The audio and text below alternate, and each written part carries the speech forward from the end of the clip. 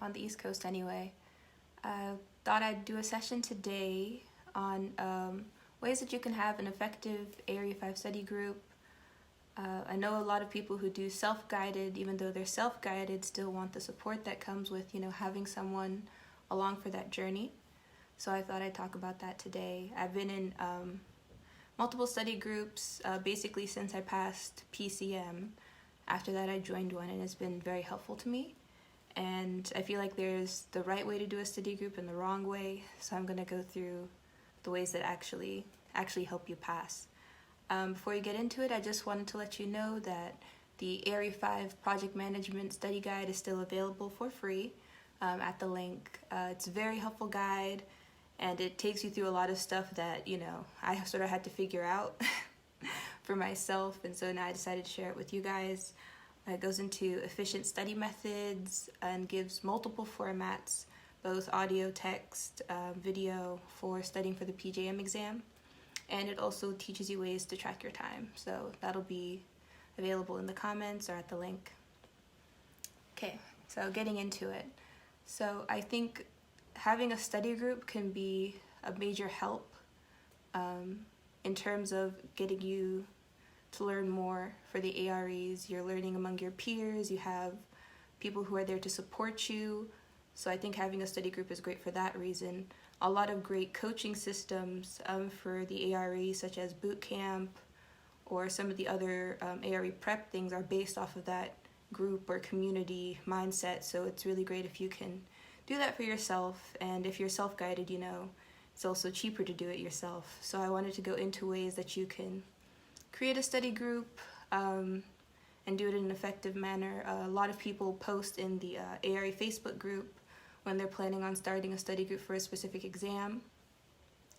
And that's a great way to do it. Or in the Area 5 community, they also have a specific section just for people who are trying to join study groups. I think they even have a separate section just for trying to get Amber Book groups. So there's a lot of options in terms of finding people. In terms of, actually getting started, one of the main recommendations I would give is, having a regular time. That seems kind of obvious, but some people really take it for granted. They're like, no, we'll just meet whenever we have time.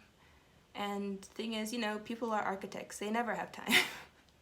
You will not have time. If you expect to be free the same time every week by osmosis or some magical organic way, it's not going to happen. You need to have it in your schedule. You need to have that time set aside. So someone says, can you work late on Tuesday? And you're like, no, I can't, because I had that meeting. If you don't set that time aside, it's never going to be kept, sacred for that. And also having a regular time allows you to sort of prepare in advance. If you know you're going to be having regular meetings, you need to ramp up your studying or start creating practice questions in advance for the group. So another effective method, I think, is scheduling to get more frequent meetings as you get closer to your exam. What I kind of call my grind time, my grind week. With the study group I currently have, whenever we get closer to exams, we usually move from 1 meeting a week and switch to 2 meetings a week. So we're currently in that 2 meetings a week period of time. And that really allows you to focus even more, double down even more, and make sure that you're really committing your time to the studying, and we're looking at specific things. We're not just sort of shooting in the dark. We know that we need to check out, for example, like we're doing PA, so soil boring reports or topographic surveys. So it's not very firmly structured, but we know what concept areas we're looking at, so everyone can be on the same page, review the same materials, and make sure that we can have an actual conversation. And another one of the reasons why, study groups are very effective is because when you're all answering questions and trying to figure out the answers, what we always do is we actually have to prove why our answer is right. Not explain, but prove. Like if you're saying that, this is actually a ridge contour as opposed to like a canyon, for example, you have to prove why. You have to get someone to believe you.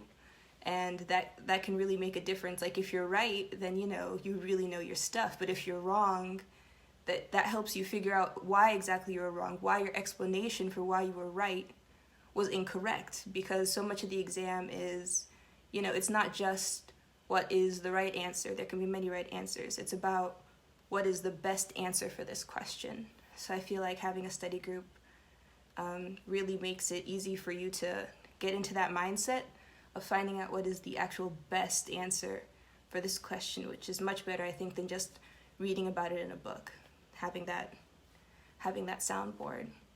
And another way to have a really effective study group is to, bounce ideas off each other in terms of studying resources. Not so much in terms of, the copyright issues of sharing the resources, but more those discussions in terms of what resource works best. So, if somebody wants to buy Black Spectacles or Amber Book or Walking the ARE practice exam, if someone's already bought it before, they can tell you exactly why it was or was not helpful for this exam. And I've had a lot of resources that were recommended to me that I eventually ended up buying because of the recommendations of the other people in my group. So that aspect of getting people who are doing the same exams as you or who have done it before telling you exactly what can work, I feel like that is extremely helpful in terms of that information. Another really great way to have effective study groups is to prepare in advance the information that you want to talk about. For example, in the PA group I'm in now, in our next meeting, which is this afternoon, we know we're going to be talking about items from Site Planning and Design Handbook. And, we said, okay, everybody go and read the handbook. And when we come together, we're going to discuss, the actual concepts that we didn't understand. So that allows you to come together after having read the material and to have really great, really comprehensive discussions about what you didn't understand.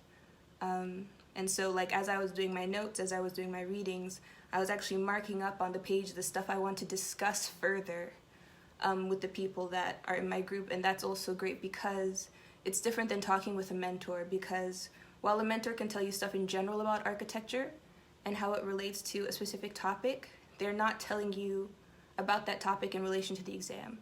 There's a difference between historic preservation in general and historic preservation for the ARE. It's two different things. Or site planning in general or site planning in terms of the ARE. So it's much less sort of free form and any architect's opinion and exactly what NCARB is looking for this exam. So yeah, those are some of my recommendations in terms of having an effective study group. And I guess one more I would add is keeping people accountable for turning up. The way we currently manage our group, we do it through Discord. And, we have actual tabs for people and how active they are within the group.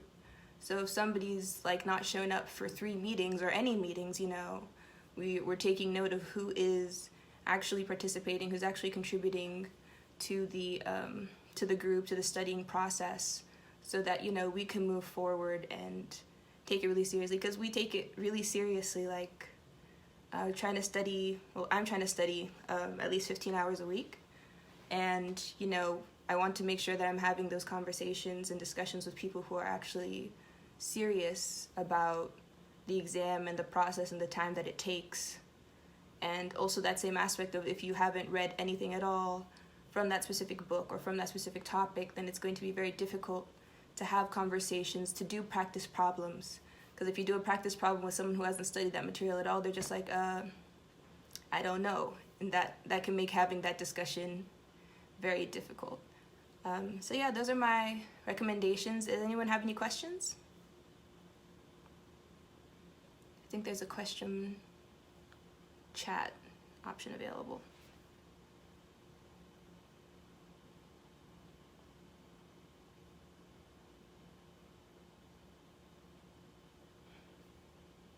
Thanks for watching, Ahmed. Awesome. Well, if no one has any questions, then just want to say thank you. Remind you again about the free PJM guide, the one-page guide. The link should be available in the comments or at the link. And yeah, I'll be around for a couple more minutes. If you have any questions, just hit me up in the chat And if you're looking for any more recommendations or thoughts in terms of study groups, let me know. All right, have a great day.